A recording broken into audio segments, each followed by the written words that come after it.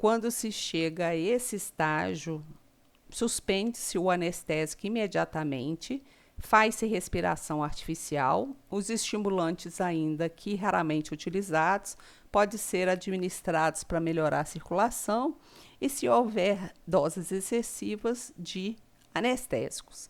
Então, o momento 4, tá? É mais para o final da anestesia.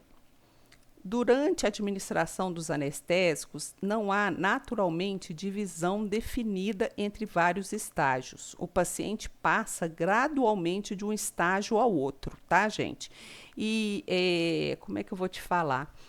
É tão rápido a passagem desses estágios que só quem está acostumado, anestesista, o circulante, que a gente percebe a mudança desses estágios.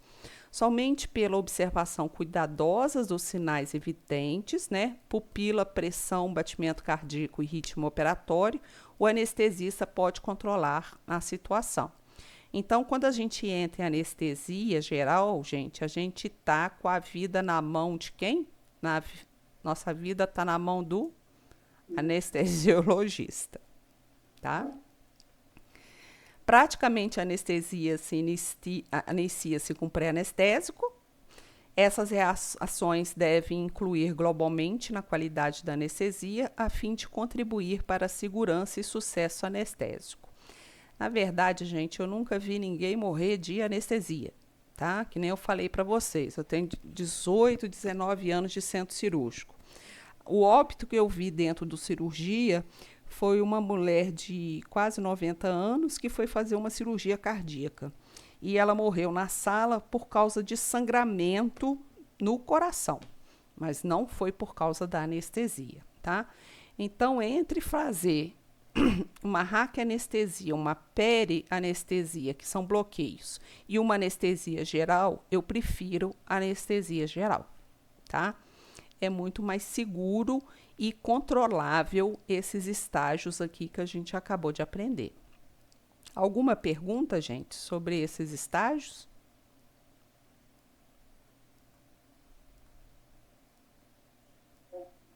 Eu fiz uma pergunta, tá no chat.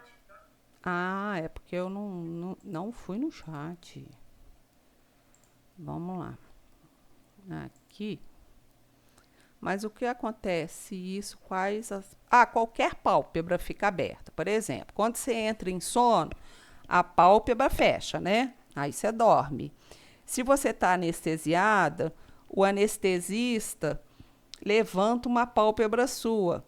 Se a gente estiver no nosso acordado, qual que é a tendência da gente se o anestesista soltar a pálpebra? É a pálpebra fechar. Quando a gente está anestesiada, o anestesista levanta a pálpebra, tira o dedo, mas o olho continua aberto, entendeu? E isso é um sinal de que você já está anestesiado. Mas isso é normal? É ruim? Não, é normal, Sim. normal. O anestesista, como é que o anestesista sabe que você acabou de dormir? Que a anestesia fez você dormir? Ele abre sua pálpebra, entendeu? Você não fechou ela sozinha, ele fecha ela, aí ele já sabe que ele pode entrar no estágio 3 ou no estágio 4 de anestesia, que é o quê? Injetar mais anestésico. Somente isso. Entendi. Obrigada. Nada.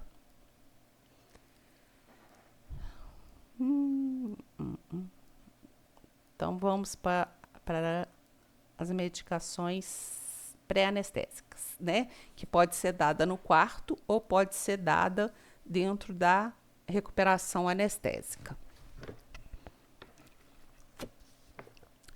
Consiste na administração de uma ou mais diferentes drogas antes do ato anestésico, com o objetivo de produzir amnésia e sedação, diminuir a dor, potencializar os agentes anestésicos, diminuir secreções das vias aéreas, tá? Porque quando a gente injeta anestésico, o nosso pulmão tende a produzir mais secreções, mais catarro, e o metabolismo. Reduzir o volume do conteúdo gástrico e aumentar o seu pH. Por isso que a maioria das pessoas acordam quando a gente está com pH ácido aumentado do estômago, a gente tende a sentir mais fome quando a gente acorda da anestesia, reduzindo as necessidades de anestésicos. Reduz a ansiedade, pois o estresse pré-traumático pode causar inquietação, insônia, arritmias, hipertensão arterial e crise de angina, que é dor no peito. Então você já sabe que o paciente é ansioso, que o paciente tem arritmia, tem pressão alta, né? Que o anestesista já faz? Já dá um calmante para ele antes de fazer a anestesia, antes dele ir para o centro cirúrgico. Portanto, a medicação pré-anestésica deve proporcionar redução da ansiedade, de modo que a indução e manutenção da anestesia sejam mais fáceis, pois o estresse pré-operatório pode provocar inquietação, insônia, arritmia, hipertensão arterial e crise de angina. Isso está repetido. A medicação deve ser prescrita de acordo com as necessidades individuais do paciente, a quais podem ser distribuídas em 3 grupos, tá? É um critério do anestesista, não é do médico cirurgião. A gente tem os anticolinérgicos, que diminuem a secreção salivar, os reflexos vagais, tá? Que aqueles espasmos, aquelas contrações aleatórias que a gente pode ter durante a indução sobre o coração. A atropina exerce sua função por antagonismo competitivo com a acetilcolina, tá? Isso na corrente sanguínea. A atropina vai inibir a acetilcolina. O que ela faz? Ela tem como efeito colateral taquicardia, devido ao bloqueio vagal, agitação psicomotora, hipertermia, cialosquinese, que é aumento da salivação, aumento da pressão intraocular em doentes com glaucoma, midríase, que é a dilatação da pupila, e no aparelho renal relaxa a bexiga e os esfíncter. Tem muito paciente que volta da anestesia geral, às vezes urinado e às vezes evacuado, tá? É comum, assim, acontecer, mas não acontece com todos, tá? Mas por isso que a gente forra a mesa cirúrgica com um tecido impermeável, para essa urina, para essas fezes não infiltrar na mesa de operação. O glicopirrolato é o mais potente que a atropina.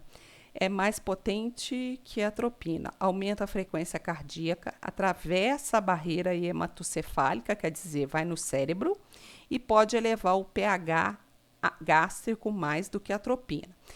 Então, se for um pré-anestésico anticolinérgico, o que o anestesista vai dar? Ele vai dar a atropina ou ele vai dar o glicopirrolato, tá certo?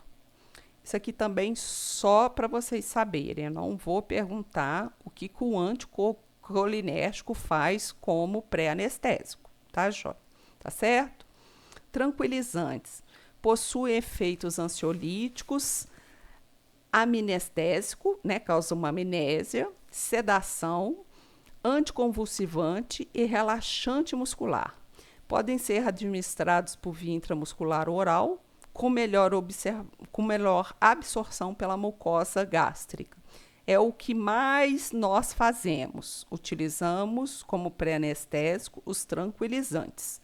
Pode ser o diazepam, lorazepam, flunitrazepam, midazolam, são as drogas mais utilizadas, com efeito colateral mais significativo relacionado com depressão respiratória discreta. O que é isso? É uma diminuição do número de inspiração e expiração, sendo mais perigosas para idosos e crianças, claro. A sonolência pode se prolongar no período pós-anestésico, prejudicando a alta da recuperação anestésica e a alta do doente do ambulatório. A principal alteração cardiovascular decorre da discreta redução da pressão sanguínea arterial média por diminuição da resistência vascular sistêmica. O que é isso aqui?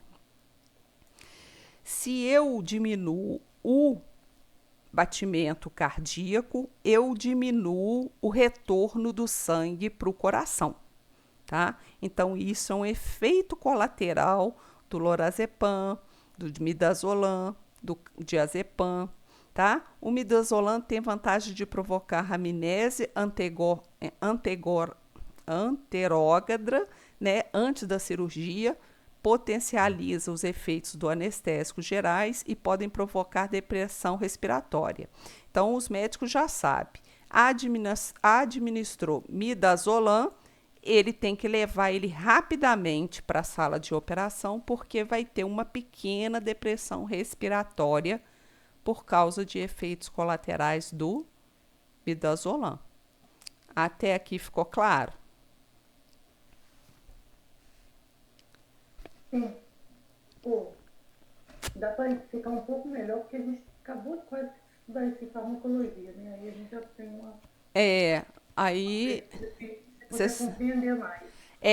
seria bacana vocês pedir o Davi para explicar para vocês o que, que é o anticolinérgico, o que, que é um tranquilizante e o que, que é um hipnoanalgésico, tá? Então, nós estudamos isso aí agora há pouco.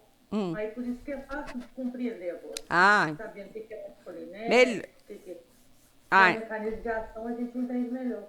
beleza, ótimo. Que bom que ele deu isso. Agora vocês já estão fechando o raciocínio e conseguem memorizar, né? Se o médico falar, vamos dar um midazolam, vocês já sabem que o midazolam é um tranquilizante pré-anestésico, né? O que os hipnoanalgésicos fazem? Eles diminuem a ansiedade dolorosa com sedação. As drogas, quais são esses hipnos? É morfina, meperidina, dolantina, fentanil e alfentanil.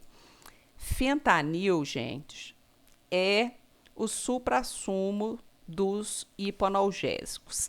Vocês já ouviram falar que todo anestesista é viciado?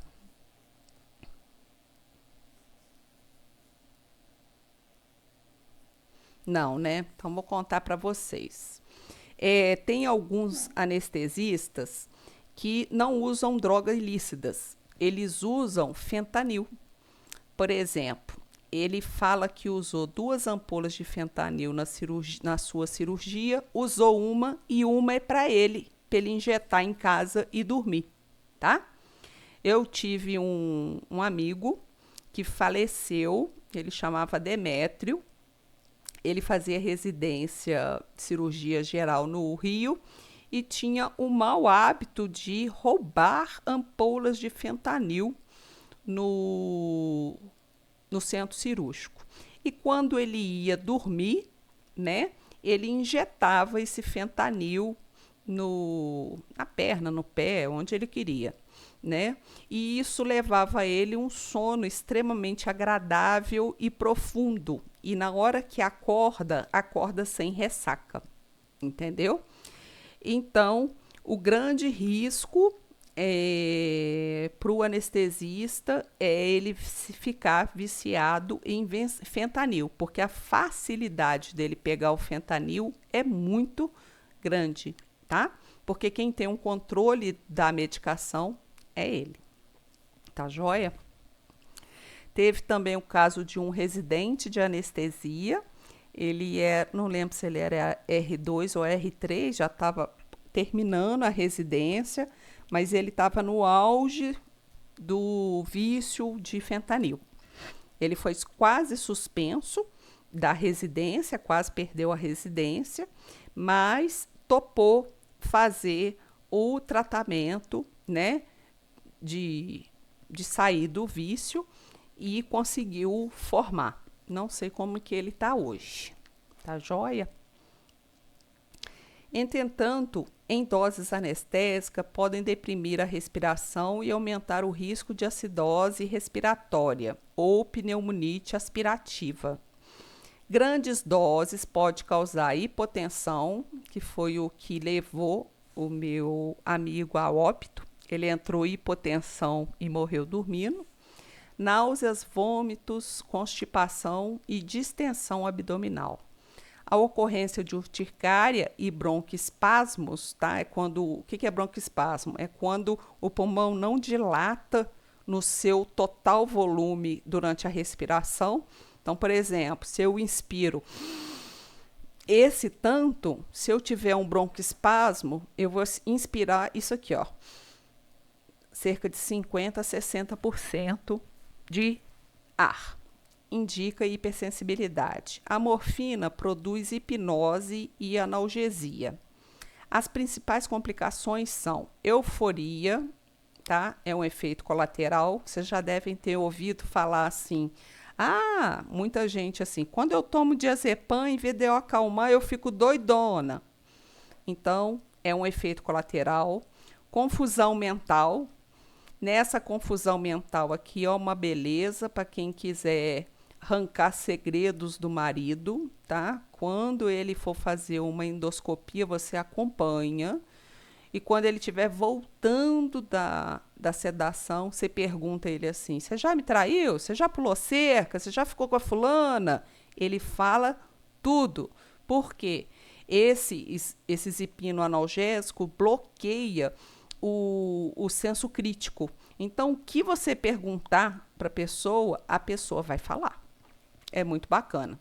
Teve um anestesista que eu morri de rir dele. Ele foi anestesiar o pai dele, que é anestesista. Muito sacana. O que ele fez? Ele deu um hipoanalgésico pro pai dele. A hora que o hipoanalgésico, assim, a pessoa fica dormindo, mas o que você perguntar para ela, ela responde. Aí ele ficou falando assim: e a Marina? Só pegou a Marina? Aí ele falava assim: peguei. E a fulana, você pegou? Ah, não, ela era muito brava, essa aí eu não consegui, não. Ele entregou os podres dele tudo. Você tem muito dinheiro guardado, pai? Tem um pouquinho guardado. Então é muito engraçado porque tudo que você perguntar, a pessoa responde. Náuseas, vômitos, bradicardia, hipotensão arterial, hipoventilação, espirro, doses altas pode provocar rigidez e convulsões. Miose, que é a diminuição da pupila, hiperglicemia, efeito constipante, aumento da pressão licórica, né, que é a pressão intracraniana, e das vias biliares, prurido, retenção urinária. Então, ao mesmo tempo que o hipohipnótico, né, o hipoanalgésico, é um excelente pré-anestésico, ele causa muito efeito colateral. Então, ele tem que ser administrado e tem que ser vigiado. A meperidina produz analgesia, que inicia-se em 10 minutos após a administração intramuscular. Como condições mais comuns, provoca náuseas e vômitos, depressão respiratória, hipotensão postural, quer dizer, não consegue ficar em pé, e aumento da pressão intracraniana e disforia. Disforia, eu não lembro o que é isso. Deixa eu colocar aqui. Deve ser alguma coisa relacionada à fala. Disforia, caracterizado por ansiedade, depressão e inquietude. Então, eu estava errada. Quer dizer que o paciente em disforia é um paciente agitado. O fentanil é um analgésico narcóticos, tá? Possui ação rápida, curta duração e elevada potência, 6 vezes maior do que a morfina. Por isso que todo mundo ama e vicia em fentanil. Pode causar depressão respiratória, espasmo da musculatura bronquiolar, aumento do tônus da musculatura esquelética, a musculatura fica rígida, dura, diminuição do batimento cardíaco, hipotensão, náuseas e vômitos, sudorese e toxicomania. O início da ação do alfentanil é rápido, pode causar depressão respiratória, embora de curta duração, raramente sendo necessário emprego dos antagonistas dos hipoanalgésicos ao término da cirurgia. Então, a gente só faz eles no início da cirurgia. A visita do anestesiologista e de um enfermeiro do centro cirúrgico antes da cirurgia é mais calmante para o paciente que os medicamentos. As medicações pré-anestésicas devem ser administradas de 45 a 75 minutos antes da cirurgia, né? E com o início da cirurgia, com a finalidade de produzir sedação, amnésia, analgesia e diminuição do metabolismo basal e bloqueio vagal. Então, essa diminuição do bloqueio basal e diminuição vagal está relacionada àqueles pacientes que têm um metabolismo muito rápido, seja ele porque ele é um drogado ou seja ele por ser um atleta de alta performance. Gente, na próxima aula eu posso entrar em tipos de anestesia? Com certeza, você pode também. Tá? Não dá nenhum tempo mais. Não vai dar tempo e eu quero explicar, olha lá, uma por uma, com maior paz, mostrando os tubos, explicando como é que entuba, tá? Então, eu preciso de mostrar muitos vídeos e muitas imagens para a gente aprender os tipos de anestesia, tá? Fiquem com Deus, boa semana e até a semana que vem. Tá joia? Até, professora. Até. Bom resto de aula para vocês.